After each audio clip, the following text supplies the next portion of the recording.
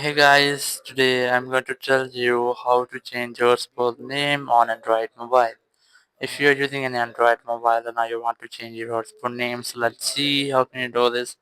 Just scroll down your control center and here you will get the hotspot. You just have to keep a long press on it and it will open the mobile hotspot setting just like that. If you can't get it, you can easily open the settings from your main settings app. Just open settings app and here just go for connections and you will get hotspot. Here is the mobile hotspot, tap on it and here your mobile hotspot, just tap on this and here's the network name, just tap on this option and here just remove that previously and here you must have to enter the name which you want to enter.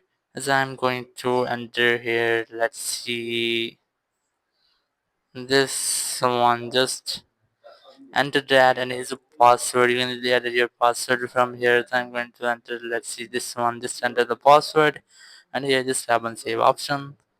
So in this here you can easily change hotspot name or password on your any Android mobile. Thank you very much for watching the video. Until next video, bye bye.